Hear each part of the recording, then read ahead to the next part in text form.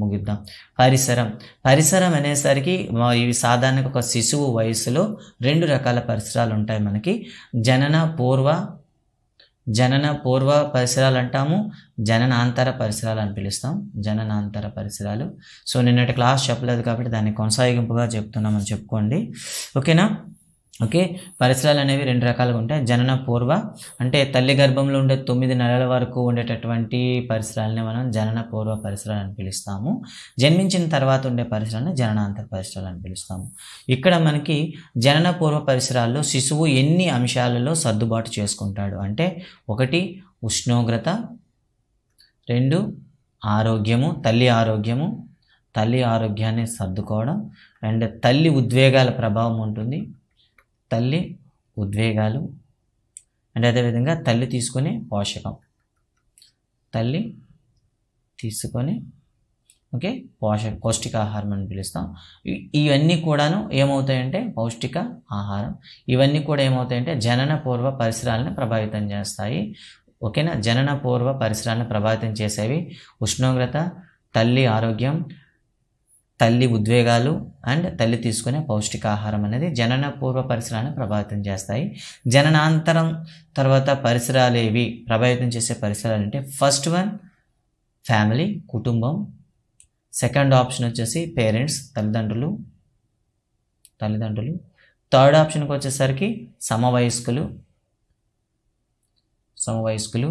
Fourth వన్కి వచ్చేసి మనకి అన్న చెల్లెళ్ళు లేదా అన్నదమ్ములు, అక్క చెల్లెలు. ఫిఫ్త్ వన్కి వచ్చేసరికి గృహ పరిసరాలు. సో వీటి యొక్క సిరీస్ కూడా మనకు అవసరం. గృహ పరిసరాలు. సిక్స్త్ వన్ స్కూల్, పాఠశాల. సెవెంత్ వన్ సమాజంలోని సంస్కృతి సాంప్రదాయం. అండ్ ఎయిత్ వన్కి వచ్చేసరికి సాంఘిక, ఆర్థిక, రాజకీయ సంస్థలు అన్నమాట. ఇవి జననాంతరంగా ఉండే పరిసరాలు, ఇవి జననపూర్వంగా ఉండే పరిసరాలు. ఈ రెండింటి ప్రభావం అనేది శిశువు పైన ఉంటుంది. అయితే ఈ పరిసరాల పైన రీసెర్చ్ చేసినటువంటి సైంటిస్టులు ఎవరు, వాళ్ళు వీటిపైన రీసెర్చ్ చేసి మనకైతే డెఫినేషన్స్ ఇచ్చారు. ఒకసారి చూద్దాం. అయితే పరిసరాల ప్రభావం అనేది 2 రకాల కారకాలపైన డిపెండ్ అయి ఉంటుంది. 1 భౌతిక కారకాలు, 2 సాంఘిక కారకాలు అని చెప్తాం. సో పరిసరాల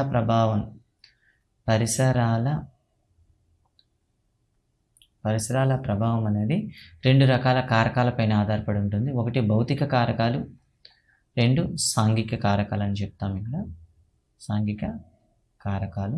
సో భౌతిక కారకాలు అనేసరికి మనం తీసుకునే ఆహారం కానివ్వండి లేదా సదుపాయాలు అనేవి అవుతాయి. సాంఘిక కారకాలు వచ్చేసరికి తల్లిదండ్రులు, సంఘం, అంటే అదర్ దాన్ బయాలజికల్ రిక్వైర్మెంట్, శరీరానికి కావాల్సినవి కాకుండా మిగతా అన్నీ కూడాను సాంఘిక కారకాలుగా మీరు ఇక్కడ చెప్పవచ్చు.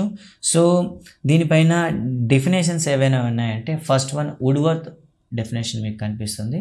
వుడ్వర్త్ డెఫినేషన్ ఏంటి అంటే వ్యక్తి జీవితం ప్రారంభం అయిన నుంచి అతనిపై ప్రభావితం చూసే బయటి కారకాలు. ఓకేనా? ప్రభావం చూపించే బయట కారకాలు ఇది కీవర్డ్ ఇక్కడ. సో వ్యక్తి జీవితం ప్రారంభమైన తర్వాత అతనిపై ప్రభావితం చూపించే బయటి కారకాలన్నీ కూడా ఏమవుతాయంటే మనకి పరిసరాలే అవుతాయి అని చెప్పింది ఎవరంటే వుడ్వర్త్ అని చెప్తాము. ఇక బోరింగ్, ఇక్కడ 3 సైంటిస్టులు ఉంటారు. Boring, Langfield and Weld. Okay, వీళ్ళు 3 ఇచ్చినటువంటి డెఫినేషన్ అంటే జన్యువులు తప్ప, ఇవి తప్ప ఏదైనా ప్రభావితం చేసిందో లేదా ప్రభావితం చేసే ప్రతి అంశం కూడా ఏమవుతుంది, పరిసరమే అవుతుందని చెప్పారు. జన్యువుల తప్ప అనగానే 3 పేర్లు గుర్తుంచుకోండి. Boring, Langfield, Weld. వీళ్ళు 3 కూడా డిఫైన్ అయితే చేయడం జరిగింది. లేదంటే మన అదే వుడ్వర్త్ డెఫినేషన్ అయితే మనం ఏం చెప్తామంటే వ్యక్తి జీవితం ప్రారంభమైన నాటి నుండి అతనిపై ప్రభావితం చూసే బయట కారకాలన్నీ కూడా పరిసరాలు అవుతాయి అనేది వుడ్వర్త్. జన్యువుల తప్ప అనే పదం కనిపిస్తే boring and Longfield and wealth అనేది మీరు అయితే డిఫైన్ చేసుకోవచ్చు. ఓకేనా? ఇవి మనకు ఉండేటటువంటి డెఫినేషన్స్ అయితే పరిసరాల పైన ఇచ్చినటువంటి డెఫినేషన్స్. సో ఇప్పుడు మనం సైంటిస్టులకు వెళ్దాం. ఎవరెవరు ఏమేమి చెప్పారు. First one JB Watson, JB Watson research ఏం చెప్పారు, అదేవిధంగా న్యూమన్ ఏం చెప్పారు, అండ్ తర్వాత WC Bagley, and fourth one స్కోడాక్, and fifth one మళ్ళీ ఫ్రీమన్ ఇక్కడ, and sixth one garden. So వీళ్ళు ఎవరిపైన రీసెర్చ్ చేశారు, ఏం రీసెర్చ్ చేశారు, ఇది కూడా మనకి అవసరం అనమాట. సో ఇక్కడ మనకు ఒక స్టేట్మెంట్ ఉంటుంది, ఇంక్విలాబ్ జిందాబాద్ అనగానే మనం చెప్తాం భగత్ సింగ్ అని చెప్తాం కదా, అలాగే జేబీ వాట్సన్ అనేసరికి మన ప్రవర్తనవాదం పైన ఒక స్టేట్మెంట్ ఉంటుంది. నాకు ఏ శిశువునైనా ఇవ్వండి, అతన్ని ఎలా తయారు చేయమంటే అలా తయారు చేస్తాను, ఓకేనా. దొంగగా చేయాలంటే దొంగగా చేస్తాను, రౌడీగా చేయమంటే రౌడీగా చేస్తాను, లేదా మంచి వ్యక్తిగా తీర్చిదిద్దామంటే తీర్చిదిద్దుతాను అని చెప్పినటువంటి ప్రవర్తనవాది ఎవరంటే, సో మనకి వాట్సన్ కనిపించాలి. ప్రవర్తనవాది అనగానే జేబీ వాట్సన్ గుర్తు రావాలి. నాకు ఒక శిశువు ఇచ్చినట్లయితే మీకు ఏ రకంగా తయారు చేయమంటే పరిసరాల ప్రభావం వల్ల నేను ఆ విధంగా తయారు చేస్తానని ఒక ఓపెన్ స్టేట్మెంట్ ఇచ్చిన వ్యక్తి జేబీ వాట్సన్. ఇక న్యూమన్కి వచ్చేసరికి ఇతను ఏం చేశాడంటే సమరూప కవలలపైన రీసెర్చ్ చేశాడు. సమరూప కవల పిల్లలపైన ఎక్కువగా రీసెర్చ్ చేశాడనమాట. ఈ సమరూప కవలలు అంటే ఏమిటి మనకి ఇక్కడ కూడా తెలిసి ఉండాలి. సమరూప కవలలకి సాధారణ కవలలకి తేడా ఏంటి? సో ఇక్కడ చూడండి, సో ఇక్కడ మళ్ళీ బయాలజీలోకి వెళ్ళాలి. సో బయాలజీలోకి వెళ్తే మనకు తెలుస్తుంది, సాధారణంగా అండకణం ఉండేటప్పుడు ఒక అండం అనేది రిలీజ్ అయింది అనుకోండి, ర్యాండంగా వెళ్ళేటప్పుడు 2 క్రోమోజోమ్లు ఏమవుతాయి కొన్నిసార్లు, అంటే 2 శుక్రకణాలు అనేవి కొన్ని ప్రత్యేక పరిస్థితుల్లో ఏమవుతాయంటే రిలీజ్ అయ్యి వాటిని ఏమవుతాయి మనకి ఫెర్టిలైట్ అవ్వడం జరుగుతుంది. ఫలితంగా ఒకే అండంలో 2 శిశువులు ఏర్పడతారు. దీన్నే మనం సమరూప కవలలు అని పిలుస్తాం. మరి సాధారణ కవలలు అంటే ఏమిటి? కొంతమంది స్త్రీలలో ఒకేసారి కొన్నిసార్లు 2 అండాలు అనేవి రిలీజ్ అవుతాయి. ఈ 2 అండాలతో 2 శుక్రకణాలను చర్య పొందితే మనకేమవుతాయి కవలలు ఏర్పడతాయి. ఈ కవలలు అనేవి సాధారణ కవలలు. సో ఇందులో మనకి సమరూప కవలలకి సాధారణ కవలలకి తేడా ఏంటి? సాధారణ కవల మేలు ఒక ఫిమేల్ రావచ్చు, లేదా ఒక ఫిమేల్ ఒక మేల్ రావచ్చు, లేదా 2 ఫిమేల్ రావచ్చు, లేదా 2 మేల్ రావచ్చు. ఇక్కడ ప్రాబిలిటీ అనేది ఎక్కువగా ఉంటుంది. బట్ సమరూప కవలలు అంటే సో అండకణం ఒకటే కాబట్టి so either male or either female, ఇద్దరు కూడా చూడడానికి ఒకేలాగా ఉంటారు, అన్ని శరీర అవయవాలు కూడా ఒకేలాగా ఉంటాయి. సో కొన్నిసార్లు ఏమవుతుందంటే సో అండంలోకి 2 శుక్రకణాలు ఎంటర్ అయ్యేటప్పుడు ఈ అండం అనేది పూర్తిగా విచ్ఛేదనం చెందదనమాట. విచ్ఛేదనం చెందకుండానే 2 శిశువులుగా మనకి అభివృద్ధి చెందుతుంది. వీటిని షియామి కవలలు అంటారు. షియామి కవలలు అని పిలుస్తారు. వీళ్ళు ఏంటంటే పుట్టేటప్పుడే అతుక్కొని పుడతారు. సో మీరు బ్రదర్స్ సినిమా చూసే ఉంటారు కదా, అలా అనమాట. సో వాణి వీణాల గురించి కూడా మీరు విని ఉంటారు పేపర్లోనే, వాళ్ళ తలలు అతుక్కుపోయి పుట్టారు కదా, ఇలా శరీరంలో ఏదో ఒక అవయవం అనేది అతుక్కొని పుడతారు. వీటిని షియామి కవళ్ళు అంటారు. అంటే సమరూప కవలను షియామి కవళ్ళు ఒకటే, ప్రాసెస్ ఒకటే. బట్ ఇక్కడ ఏంటంటే అక్కడ అండం అనేది పూర్తిగా విచ్ఛేదనం చెందిపోయి 2 శిశువులు ఏర్పడుతుంది. ఇక్కడ ఏంటంటే విచ్ఛేదనలో ఆలస్యం జరిగి పూర్తిగా విచ్ఛేదనం జరగదనమాట. ఇది బయాలజీ సంబంధించినటువంటి డెఫినేషన్స్. అయితే ఇక్కడ సమరూప కవల్లో ఎందుకు తీసుకున్నారంటే సమరూప కవల్లో తీసుకున్నట్లయితే వాళ్ళు అన్ని లక్షణాలు కూడా ఒకేలాగా ఉంటాయి. అంటే శరీరంలో అంత డెవలప్మెంట్ కూడా ఈక్వల్గా ఉంటుంది అనమాట. ఈక్వల్గా ఉండేటప్పుడు వాళ్ళ ఐక్యూ కూడా ఎలా ఉండాలి, ఈక్వల్గా ఉండాలి. సో మీరు ఒకవేళ కానీ సో అనువంశికతని కరెక్ట్ అని చెప్తే సమరూప కవలలు అంటే ఒకే తల్లిలో ఒకే అండం నుండి ఒకే రకమైనటువంటి లక్షణాలు కలిగి ఉండేటటువంటి శిశువులు కాబట్టి ఇద్దరు కూడా ఐక్యూలో ఏమాత్రం తేడా ఉండకూడదు. కానీ న్యూమన్ చేసినటువంటి ఎక్స్పెరిమెంట్లో ఏం తెలిసిందంటే ఒక శిశువులకి 5.9 మరో శిశువుకి 8.2 వచ్చింది. అంటే సో ఏమైంది, ఒక శిశువును వచ్చేసి ఒక వాతావరణంలోనే ఇంకో శిశువును మరో వాతావరణంలో పెంచడం జరుగుతుంది. ఇక్కడ ఇలా డిఫరెంట్ ఎన్విరాన్మెంట్లో పెంచేటప్పుడు వాళ్ళ ఐక్యూలో డిఫరెన్స్ వచ్చింది. ఇలా డిఫరెన్స్ రావడం వల్ల వాళ్ళు ఏం చెప్పారంటే కేవలం అనువంశికత ప్రభావితం చూపించదు, పరిసరాలు కూడా ప్రభావితం చూపుతాయని న్యూమన్ మరియు తన అనుసరులు అయితే చెప్తారు. న్యూమన్ అనగానే గుర్తు రావాల్సింది సమరూప కవలలు. ఇక తర్వాత వచ్చింది డబ్ల్యూసి బాగ్లే. ఈయన ఒక గ్రంథం అయితే రాస్తాడు. ఆ గ్రంథం పేరు మీకు తెలిస్తే ఒకసారి మెసేజ్ చేసి పెట్టండి. డబ్ల్యూసి బాగ్లే రాసిన గ్రంథం పేరు ఏంటంటే ఎడ్యుకేషనల్ డిటర్మినిజం. ఓకేనా, ఎడ్యుకేషనల్ డిటర్మినిజం అని పిలుస్తాం అనమాట.